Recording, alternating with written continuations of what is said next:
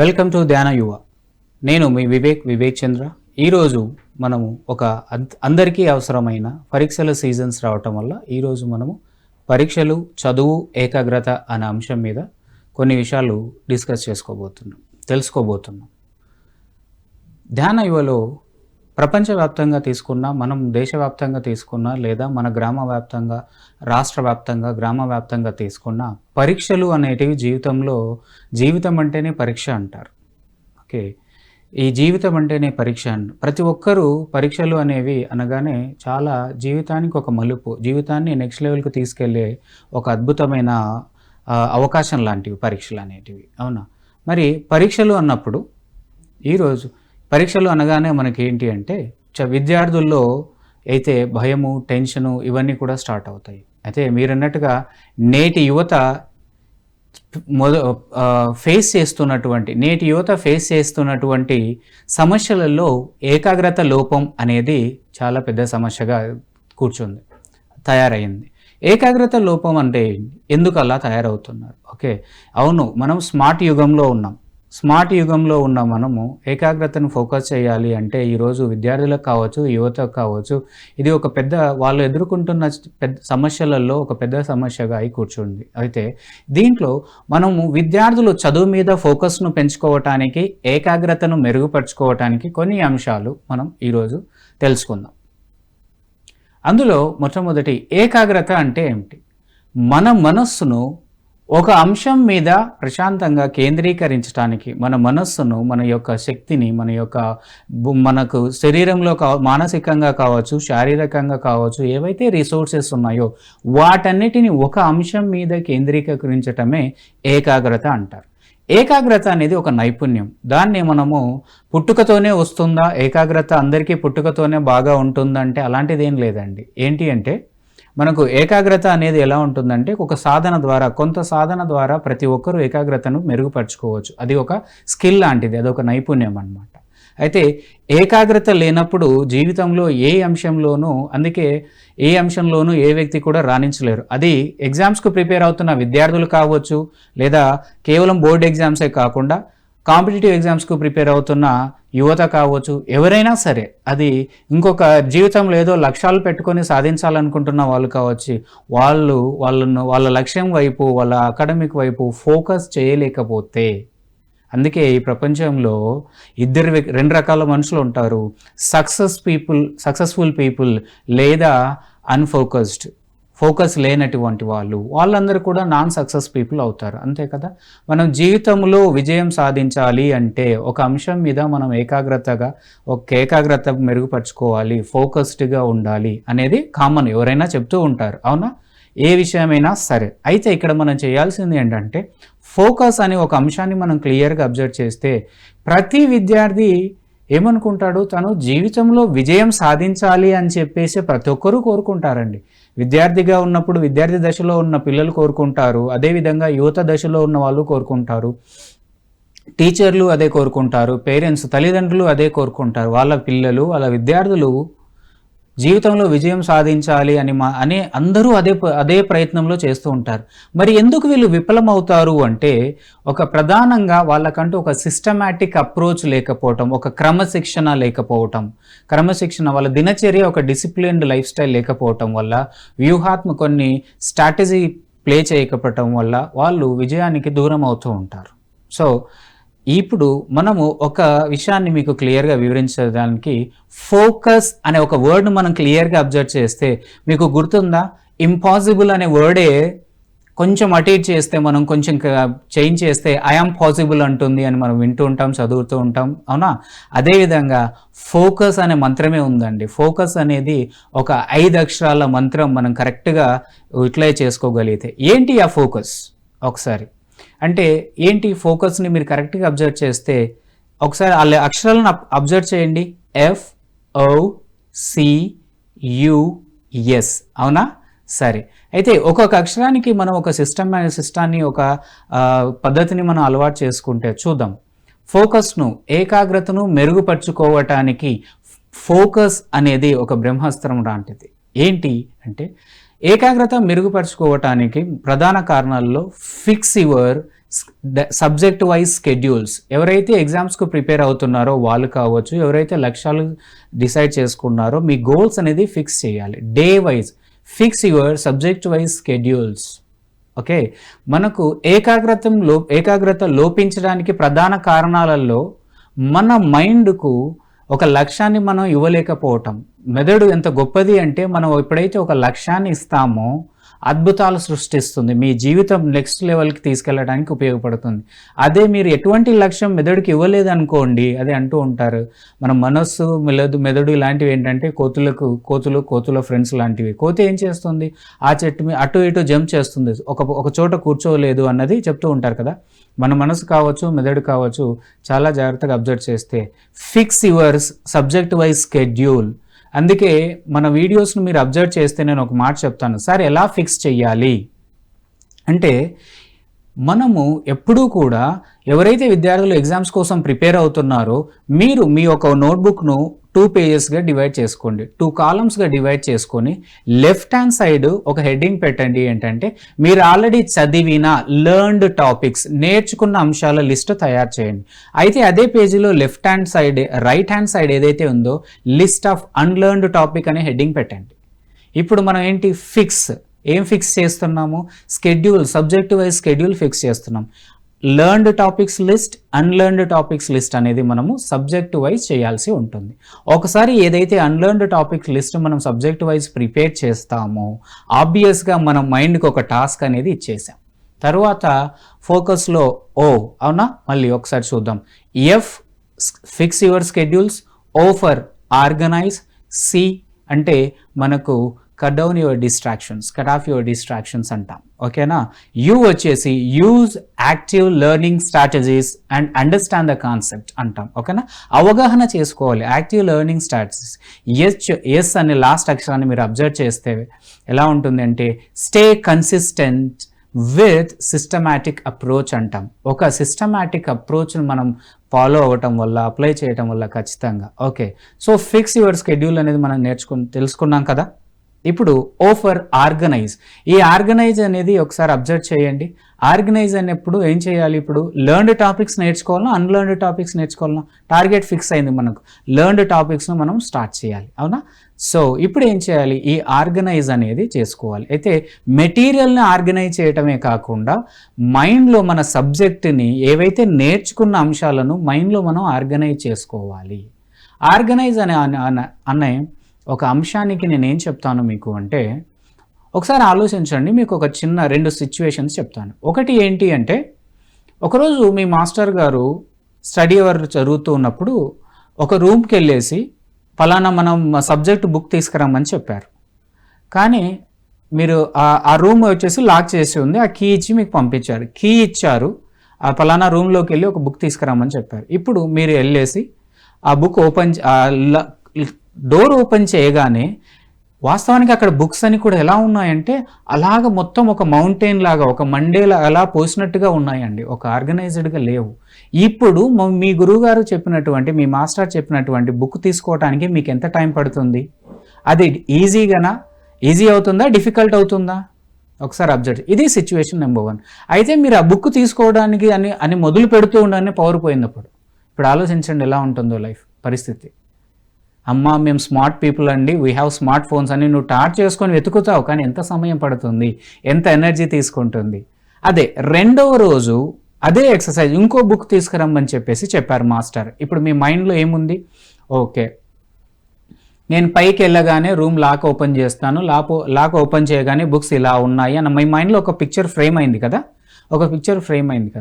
తర్వాత ఏమైంది ఇప్పుడు అంటే, మీరు వెళ్ళి ఓపెన్ చేయను, ఒకవేళ కరెంటు పోయినా కూడా అవసరమైతే ఈరోజు పెద్ద టార్చ్ పట్టుకొని తీసుకెళ్తారు, ఒకవేళ ఫోన్ సరిపోతుంది.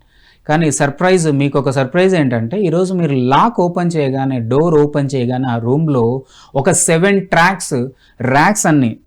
ర్యాక్స్ అరేంజ్ చేశారు. ర్యాక్స్లో అరేంజ్ చేసి బుక్స్ అన్ని కూడా సబ్జెక్ట్ వైజ్ అరేంజ్ చేసి పెట్టారండి. మీకు ఒక సర్ప్రైజింగ్ థింగ్ అది. అరే నిన్న సాయంత్రం అయితే ఇలా ఉన్నది, ఈరోజు ఇలా ఉంది కదా అని. ఇప్పుడు చెప్పండి, ఇప్పుడు మీరు తీసుకోవాల్సిన అంటే ఆ 7 ర్యాక్స్ ఏవైతే ఉన్నాయో, ఒకటి మ్యాథ్స్ ర్యాక్ అని చెప్పేసి, ఫిజిక్స్ ర్యాక్ అని చెప్పేసి, కెమిస్ట్రీ ర్యాక్, తర్వాత బయో ర్యాక్ అని చెప్పేసి, అన్ని సబ్జెక్ట్స్ యొక్క ఒక్కొక్క ర్యాక్లో బుక్స్ అన్నిటి కూడా అరేంజ్ చేశారు.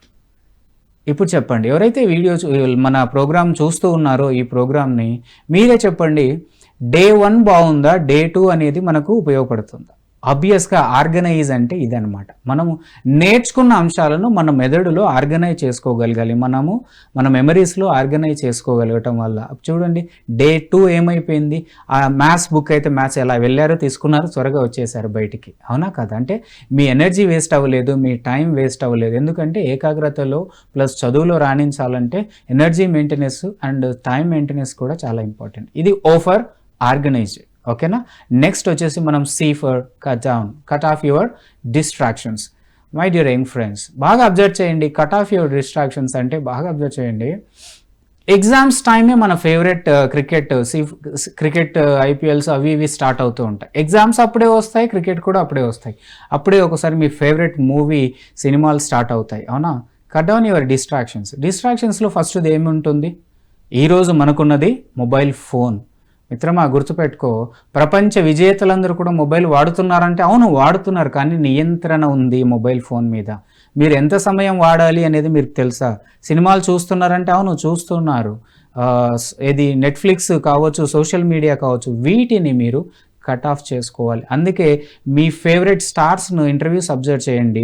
మీ ఫేవరెట్ స్పోర్ట్స్ స్టార్ కావచ్చు, ఫిలిం స్టార్స్ కావచ్చు, ఇంక్లూడింగ్ ఎలాన్ మస్క్ లాంటి వాళ్ళు కూడా చూస్తే వాళ్ళు ఫోన్ని చాలా తక్కువ సమయం వాడుతున్నట్టుగా తెలుస్తూ ఉంటుంది. వాళ్ళ ఇంటర్వ్యూస్లో ఎక్స్ప్రెస్ చేస్తూ ఉంటారు మీకు, అవునా? అంటే మనం ఒక లక్ష్యం వైపు పయనిస్తూ ఉన్నప్పుడు అన్నెసరీ మన డిస్ట్రాక్షన్స్ ఏవైతే ఉన్నాయో వాటిని మనం దూరం చేయగలగాలి, నియంత్రించుకోగలగాలి. కట్ ఆఫ్ యువర్ డిస్ట్రాక్షన్స్, అవునా?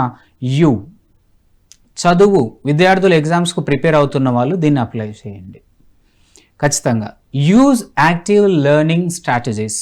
Use active learning strategies. అవును, యాక్టివ్ లెర్నింగ్ స్ట్రాటజీస్ అంటే ఏ అంశమైనా నువ్వు నేర్చుకోవాలి అంటే గుర్తుపెట్టుకోండి, ఒక అంశం ఎప్పుడైతే నువ్వు నేర్చుకోవాలి క్లియర్గా ప్లస్ ఎక్కువ కాలం గుర్తుంచుకోవాలి అంటే ఎప్పుడైతే నువ్వు ఫిజికల్గా మెంటల్గా మనస వాచ కర్మన అన్నట్టుగా ఎప్పుడైతే ఫిజికల్గా మెంటల్గా నువ్వు ఇన్వాల్వ్ అవ్వగలరో, యాక్టివ్ లెర్నింగ్ స్ట్రాటజీస్ అంటే అవన్నమాట. ఓకే, ఇన్వాల్వ్ అయ్యి నేర్చుకుంటారో అది ఎక్కువ ఈజీగా అర్థమవుతుంది. రెండవది, అది ఎక్కువ కాలం గుర్తుంటుంది. మనం బై హార్ట్ చేసి గుర్తుపెట్టుకోవాలన్న టెన్షన్ అనేది అవసరం లేదు. అయితే యాక్టివ్ లెర్నింగ్ స్ట్రాటజీస్లో ఫస్ట్ థింగ్ ఏంటంటే ఇక్కడ use your maps, mind maps కావచ్చు, ఓకే, ఆడియో సిస్టమ్ కావచ్చు, ఫిజికల్లీ ఎక్స్పెరిమెంటల్ లెర్నింగ్ కావచ్చు, ఇన్వాల్వ్ అయ్యి ఫిజికల్ మీ యొక్క లెర్నింగ్ స్టైల్ బేస్ చేసుకొని. అదేవిధంగా మనకు ఇంకొక ఆప్షన్ ఏంటంటే మైండ్ మూవీస్ కూడా మీరు యూటిలైజ్ చేసుకోవచ్చు. Understand the concept. ఇక్కడ మీకు ఒక విషయం చెప్తాను. యాక్టివ్ లెర్నింగ్ స్ట్రాటజీస్లో మీకు లిస్ట్ ఆఫ్ మన కంట్రీలో ఉన్న రాష్ట్రాల లిస్ట్ ఒకటి టెక్స్ట్ ఇచ్చాను, ఒక సైడ్ ఒక మ్యాప్ ఇచ్చాను, మన కంట్రీ మ్యాప్ ఇచ్చాను, ఇక్కడ లిస్ట్ ఆఫ్ స్టేట్స్ నేమ్స్ ఇచ్చాను. ఈ రెండిట్లో ఏది మీకు కంఫర్ట్గా ఫీల్ అవుతుంది? ఇదేమో టెక్స్ట్ అనేది కొంచెం ఎగ్జాస్ట్ ఫీల్ అవుతారు, కొంచెం బోరింగ్గా ఫీల్ అవుతారు. అదే ఈ మ్యాప్ చూడగానే మీరు అబ్జర్వ్ చేయండి, సోషల్ స్టడీస్లో మ్యాప్ పాయింటింగ్ కావచ్చు, ఏదైనా ఈ మ్యాప్ చూడగానే స్టేట్స్ అండ్ వాటి యొక్క నేమ్స్ అండ్ షేప్ కూడా మనకు ఆబ్వియస్గా గుర్తుంటుంది. ఈజీగా మై 5 సెన్సరీ ఆర్గాన్స్లో వాటి ద్వారా మెమరీస్లోకి ఈజీగా వెళ్ళిపోతుంది, అవునా? సో దీన్నే ఏమంటామంటే మనము పిక్టోరియల్ మెమరీని కూడా మీరు ట్యాప్ చేయొచ్చు అంటాను నేను. ఓకే, అంటే ఏంటి? ఇదే మీరు విని ఉంటారు చాలాసార్లు, ఆ picture is equal to 1000 words అని. తెల్ల పేపర్లలో నల్ల అక్షరాలు లేదా బ్లూ ఇంక్లో ఒకసారి బోర్ కొట్టేసి ఉండొచ్చు, కానీ వాటిని పిక్చర్ రూపంలో డిఫరెంట్ షేప్స్లో డిఫరెంట్ సైజెస్లో మనం మార్చుకోగలిగితే ఓకే, అది యాక్టివ్ లెర్నింగ్లో పార్ట్గా ప్లస్ మెమరీకి కూడా మనకు లీడ్ చేస్తుంది అది. ఓకేనా? Use active learning. ఓకే, మనం చివరి అక్షరం ఏమనుకున్నాం? అవునండి, స్టే కన్సిస్టెంట్. బాగా గుర్తుపెట్టుకోండి, ప్రతి ఎగ్జామ్స్ వచ్చిన ప్రతిసారి మన వాళ్ళు ఏం చేస్తున్నారు, అందరూ కూడా revision schedules, exam preparation schedules స్కూల్స్లో, కాలేజెస్లో, కాంపిటేటివ్ ఎంట్రన్స్ ఎగ్జామ్స్ రాస్తున్నప్పుడు మీరంటే ఒక స్కెడ్యూల్ వేస్తున్నారు, కానీ ఫస్ట్ స్కెడ్యూల్ని ఎనర్జీ లెవెల్స్ ఎంత బాగా మేనేజ్ చేస్తున్నారు? ఫస్ట్ 2 days లేదా ఫస్ట్ 3 days బాగా మేనేజ్ చేయగలరు. 3rd and 4th డే నుంచి అది డైల్యూట్ అవటం స్టార్ట్ అవుతుంది. ఎందుకు స్టార్ట్ అవుతుంది అంటే ఎనర్జీని మీరు మేనేజ్ చేసుకోలేకపోవటం కావచ్చు. అందుకే సిస్టమాటిక్ అప్రోచ్ అంటాం. అందుకే నేను ఏమంటున్నానంటే S for stay consistent with systematic approach. ఓకేనా? ఫోకస్ అనే వర్డే మనకు ఒక అద్భుతమైన ఒక పంచ లైక్ 5 టిప్స్ లాగా మనకు వివరించడం అనేది జరిగింది. మీరు ఎవరైతే ఏకాగ్రతను మెరుగుపరుచుకోవాలనుకుంటున్నారో ఈ ఫోకస్ అనే అంశాన్ని మీరు ఫాలో అవటం వల్ల ఖచ్చితంగా మీ యొక్క ఏకాగ్రత అనేది ఇంప్రూవ్ అవుతూ ఉంది. ఓకే, అయితే నెక్స్ట్ చాలామంది నేను స్కూల్స్కి విజిట్ చేసినప్పుడు గెస్ట్ ఫ్యాకల్టీగా వెళ్ళినప్పుడు ఏం జరుగుతుంది అంటే, సార్ నేను చదివినప్పుడు నాకు వస్తుందండి, చదివినప్పుడు వస్తుంది, వచ్చినట్టు అనిపిస్తూ ఉంది, ఎగ్జామ్కి వెళ్ళే మూమెంటో లేదా ఒక హాఫ్ అన్ అవర్ తర్వాత 1 అవర్ తర్వాత చెప్పలేకపోతున్నాం. కొంతమంది పేరెంట్స్తో ఇంటరాక్ట్ అయినప్పుడు వాళ్ళు ఎక్స్ప్రెస్ చేసేదంటే, మా వాడు బాగా చదువుతాడండి కానీ ఎగ్జామ్స్లో స్కోర్ రావట్లేదు లేదా గుర్తుండట్లేదు అంటుంటాడు. మా అమ్మాయి బాగా చదువుతుంది, చదివేటప్పుడు చాలా మీరు నమ్మరు 4 గంటలు కష్టపడింది, 4 గంటలు చదివింది తను అంటూ ఉంటారు. గుర్తుపెట్టుకోండి, ఏకాగ్రత లేకుండా ఓకే 2 గంటల చదువు కూడా 6 గంటలు చదివినా కూడా ఏకాగ్రత లేకుండా చదివితే అది పెద్దగా మనకు రిజల్ట్ ఇవ్వదు. ఓకే, అదొకటి. తర్వాత ఇప్పుడు ఏంటి సార్, చదువుతున్నాం కానీ త్వరగా మర్చిపోతున్నాం. సార్ మరి దీనికి ఏం చేయాలి? గుర్తుపెట్టుకోవాలి, అవునా? మెమరీ ఎన్హాన్స్ చేయాలి. ఓకే, లేదండి మా పాపది వెరీ గుడ్ మెమరీ అని, లేకపోతే హే మా అబ్బాయి చాలా బ్యాడ్ మెమరీ సార్ అని చెప్తూ ఉంటారు అప్పుడప్పుడు ఇంటరాక్ట్ అవుతున్నప్పుడు పేరెంట్స్ కూడా. గుర్తుపెట్టుకోండి, గుడ్ మెమరీ అనేది బ్యాడ్ మెమరీ అనేది ఏమీ లేదండి. Only trained memory and untrained memory మాత్రమే ఉంది. Trained memory and untrained memory ఉంది. ఎలా అయితే ఏకాగ్రతను మనం సాధన ద్వారా మెరుగుపరచుకోవచ్చో మెమరీని కూడా సాధన ద్వారా మెరుగుపరచుకోవచ్చు. ఓకేనా? ఇప్పుడు మీకు ఒక అద్భుతమైన ఒక సింపుల్ 6 టిప్స్ చెప్తాను. ఆ టిప్స్ని ఫాలో అవటం వల్ల మీరు సబ్జెక్టుకు కావాల్సిన ప్రతి అంశాన్ని, మీకు కావాల్సిన ప్రతి సబ్జెక్ట్ను మీరు ఈజీగా గుర్తుపెట్టుకోవచ్చు. ఓకే, ఏమనుకున్నాం మనం, మెమరీ అనేది ఇది ఒక సాధన వల్ల ఇంప్రూవ్ చేసుకోవచ్చు. ఒకసారి మెమరీ అనే వర్డ్ని అబ్జర్వ్ చేయండి, ఎన్ని అక్షరాలు ఉందో. ఓకే, ఏంటి, Vivek Chandra the mentor and author spoken English trainer అవటం వల్ల నా కెరీర్ ఏమైపోయిందంటే ప్రతి అంశాన్ని ఇలా అబ్జర్వ్ చేస్తాను. నేను ఏమని అబ్జర్వ్ చేస్తానంటే ఆ వర్డ్ ఏంటి, ఆ వర్డ్ని ఎలా ఎనాలిసిస్ చేయడం జరుగుతుంది, నంబర్ ఆఫ్ వర్డ్స్ చేస్తామన్నమాట. ఇప్పుడు మెమరీ అనే వర్డ్స్ చెక్ చేస్తే 6 లెటర్స్, అవునా? Memo RY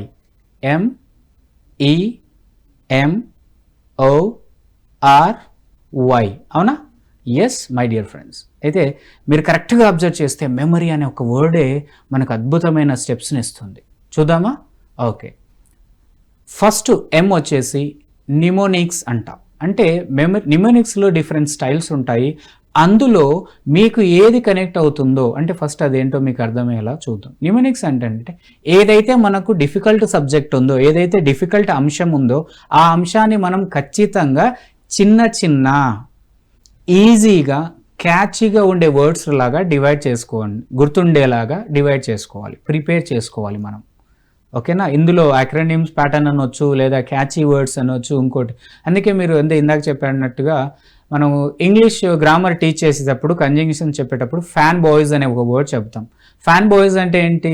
the first letters of all the conjunctions, some of the కంజంక్షన్స్ని తీసుకుంటే ఇది ఒక ఫ్యాన్ బాయ్స్ అలాంటిది. అంటే అది ఒక న్యూమోనిక్ అనమాట. అంటే మీరు కూడా మీ యొక్క సిలబస్ను గుర్తుండట్లేదు అని డిఫికల్ట్ అనిపిస్తున్న దాన్ని అందులో ఒక చిన్న అబ్జర్వేషన్ ద్వారా ఇలా చిన్న ఈజీ క్యాచీ వర్డ్స్ దాకా ప్రిపేర్ చేసుకోవటం వల్ల మీరు ఖచ్చితంగా మీ యొక్క సిలబస్ని గుర్తుపెట్టుకోగలరు. నెంబర్ 1 నిమోనిక్స్గా చేయటం. ఈ ఫర్ మెమరీ తర్వాత సెకండ్ లెటర్ ఏంటి? ఈ కదా. Excuse me. ఈ ఫర్ ఈ అనేది తీసుకుంటే ఎక్స్ప్లెయిన్ టు అదర్స్ అంటాం. మీకు గుర్తుందో లేదో, మీరు చదివిన అంశాన్ని కేవలము అలాగే లౌడ్ రీడింగ్ చేస్తూ పోవటమే కాకుండా చేస్తూ ఉన్నప్పుడు మనకు మెమరీ ఏదైతే ఉందో ఎక్స్ప్లెయిన్ టు అదర్స్. అదేవిధంగా మెమరీ గురించి మనం తెలుసుకుందాం అనుకున్నాం. మెమరీ అనే వర్డ్ 6 అక్షరాల పదము 6 మార్గాలను మనకు చూపిస్తుంది మన మెమరీని మెరుగుపరుచుకోవటానికి అనేది మనం ఇప్పుడు తెలుసుకోబోతున్నాం. ఫస్ట్ మెమరీలో మనం ఏం చెప్పుకున్నామంటే ఎం ఫర్ నిమోనిమ్స్. అంటే ఏం చేయాలి, చిన్న చిన్న క్యాచీ ఈజీగా ఉండే అంశాలను మీ యొక్క క్లిష్టమైన సబ్జెక్ట్ ఏదైతే ఉందో, టఫ్ సబ్జెక్ట్ ఏదైతే ఉందో ఈజీగా ఉండేలాగా క్యాచీగా వర్డ్స్ లాగా ఫ్రేమ్ చేసుకోవాలి. దానికి ఫ్యాన్ బాయ్స్ అనే ఒక అంశాన్ని మనం మీ ముందుకు తీసుకొచ్చాం, అవునా. అదేవిధంగా ఈ ఫర్ ఎక్స్ప్లెయిన్ టు అదర్స్. మీకు బాగా గుర్తుందా, మీ రివిజన్ స్కెడ్యూల్స్లో అందరూ మీలో కొంతమంది ఆల్రెడీ చేస్తూ ఉంటారు. మీ ఫ్రెండ్స్తో, మీ క్లాస్మేట్స్కి, మీ బెంచ్మేట్స్కి మీరు ఎక్స్ప్లెయిన్ చేస్తూ ఉంటారు. నేను నేర్చుకొని మీకు చెప్తాను, మీరు నేర్చుకున్నది నాకు చెప్పండి అని. మిత్రమా, మీకు ఒక అద్భుతమైన దాన్ని ఇంకా కొంచెం నెక్స్ట్ లెవెల్కి తీసుకురండి. ఎక్స్ప్లెయిన్ టు అదర్స్ అన్నప్పుడు మీరు అబ్జర్వ్ చేశారో లేదో, మీ టీచర్లు కూడా జీవితంలో చాలా మంది మనం పుస్తకాల ద్వారా చదివిన దానికంటే కూడా బయట నుంచి ఎక్కువగా నేర్చుకుని ఉంటాం. వేరే వాళ్ళకు చెప్పడం ద్వారా ఎక్కువగా నేర్చుకుంటామని మీ టీచర్లు కూడా అంటూ ఉంటారు. మీరు అబ్జర్వ్ చేశారో లేదు అప్పుడప్పుడు, అంటే టీచర్స్తో ఇంటరాక్ట్ అవుతున్న లైఫ్ అదే అన్నమాట. మనం వేరే వాళ్ళకి చెప్పడం ద్వారా ఎక్కువగా నేర్చుకుంటాం, అది ఎక్కువ కాలం మెమరీలో ఉంటుంది, అది గుర్తుపెట్టుకోండి. అయితే ఈ వేరే వాళ్ళకి చెప్పడం అనే అంశాన్ని మీరు ఇలా ఎక్స్పెరిమెంట్ చేయొచ్చు. చిన్న ఎక్స్పెరిమెంట్ ఏంటంటే మీరు ఏ సబ్జెక్ట్లో అయితే లైక్ గుడ్ అట్, మీరు ఏ సబ్జెక్ట్ అయితే బాగా వచ్చో, మీకు అర్థమవుతుందో ఆ సబ్జెక్ట్ మీరు ఏం చేయండి అంటే కొద్దిసేపు మీరు ఆ సబ్జెక్ట్ యొక్క ఎక్స్పర్ట్గా యాక్ట్ చేయండి. రోల్ ప్లేస్ అంట, ఓకేనా. రోల్ ప్లేస్ ఏంటంటే ఇప్పుడు మనకు 10th క్లాస్లో తీసుకుంటే 10th ఇంగ్లీష్ సబ్జెక్ట్ తీసుకుంటే వంగరి మత్తాయి అని చెప్పేసి ఒక ప్రోగ్రామ్ ఉంది, గ్రీన్ మూమెంట్కి సంబంధించి. అందులో NHQ రేడియో ఉంటుంది. వాళ్ళు ఏం చేస్తారు, ఆమెను ఇంటర్వ్యూ చేస్తారు కదా. అలాగే మీరు ఏం చేయండి అంటే మీ యొక్క సబ్జెక్ట్ ఎక్స్పర్ట్గా యాక్ట్ చేయండి. మీ ఫ్రెండ్స్లో ఒకరిని యాంకర్ లాగా మిమ్మల్ని ఇంటర్వ్యూ చేయమని చెప్పండి. అప్పుడు ఏమవుతుంది, ఏవైతే క్వశ్చన్స్ ఆ ఇంటర్వ్యూలో అడుగుతారో మీరు వాటికి సమాధానం చెప్పండి. అంటే ఇక్కడ ఇద్దరు practical learning at the same time experimental లెర్నింగ్లో కూడా వస్తుంది. ఇది ఎక్కువ కాలం గుర్తుంటుంది. ఎక్స్ప్లెయిన్ టు అదర్స్, ఒకరికి 1-to-1 ఎక్స్ప్లెయిన్ చేయడం కాకుండా ఇలా చేయండి, త్వరగా మంచి రిజల్ట్ వస్తుంది మీకు. అయితే ఇప్పుడు మిగిలిన 4 లేదా ఎక్కువ మంది మీ గ్రూప్లో వాళ్ళని ఆడియన్స్ రోల్ ప్లే చేయమని చెప్పండి.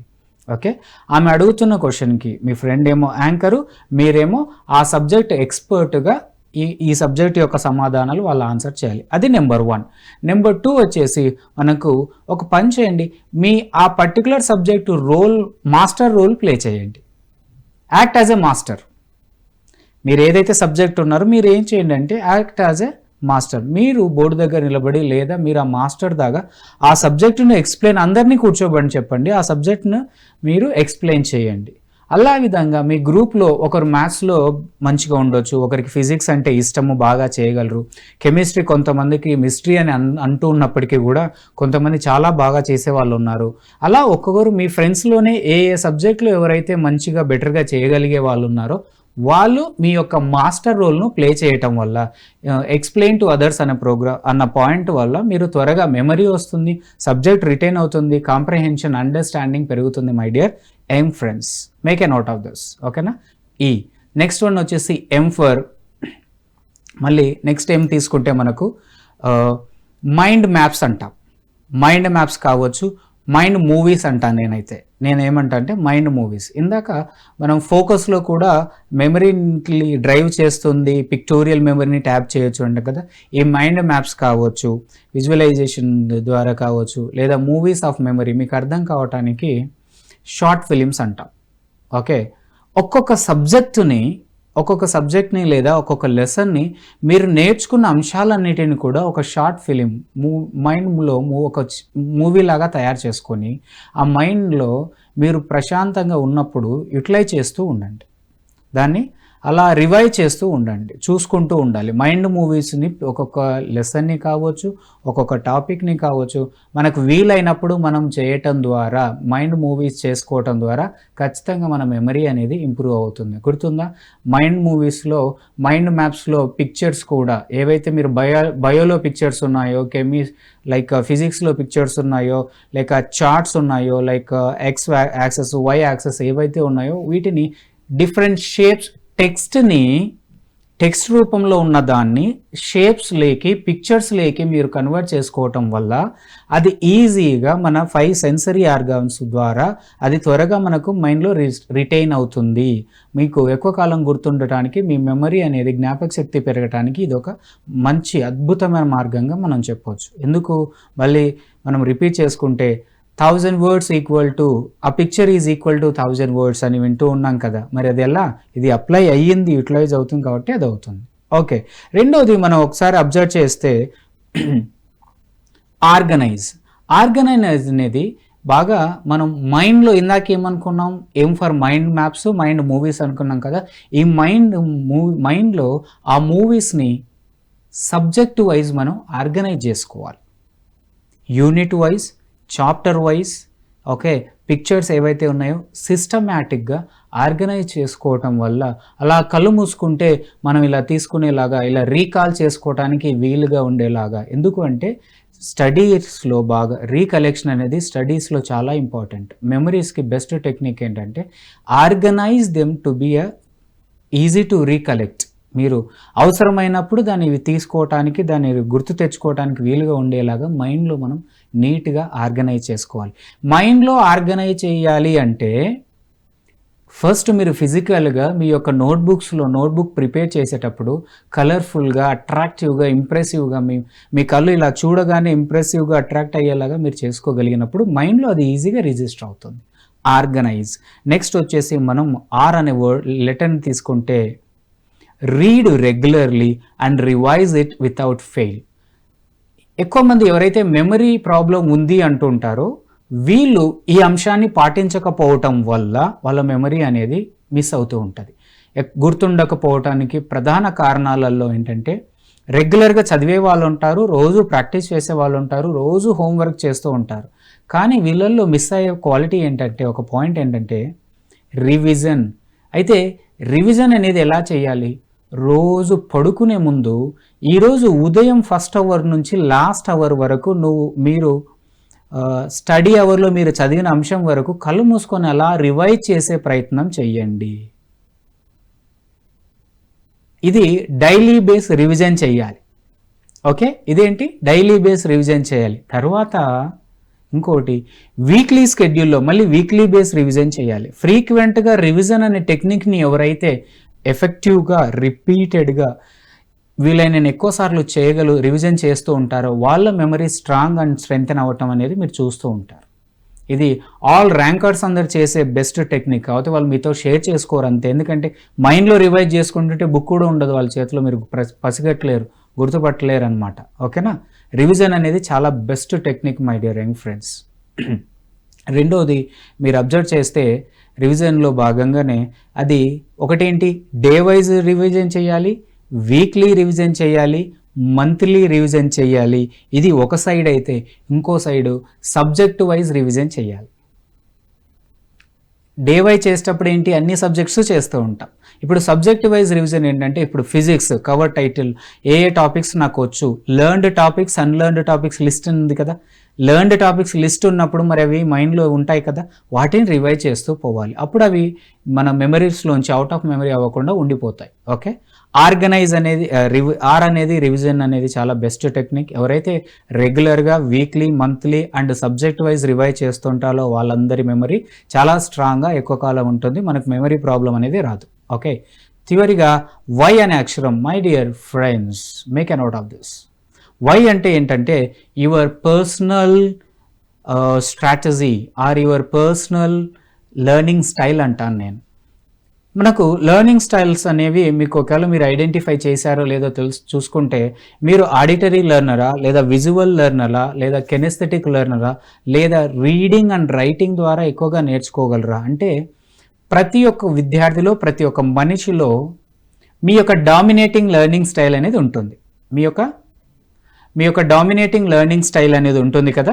ఈ డామినేటింగ్ లెర్నింగ్ స్టైల్ ప్రకారం మీరు మీ యొక్క స్టడీ ప్రోగ్రామ్ని డిజైన్ చేసుకోవటం అనేది చాలా చాలా important.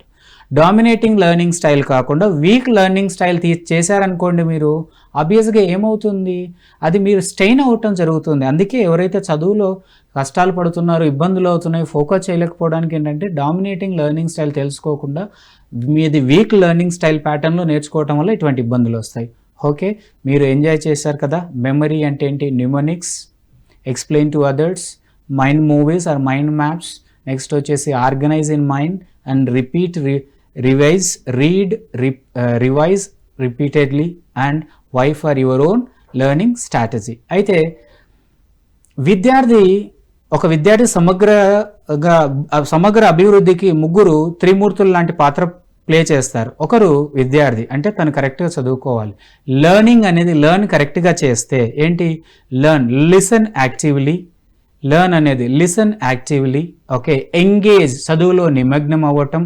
Ask the questions, clarify all your doubts my dear friends.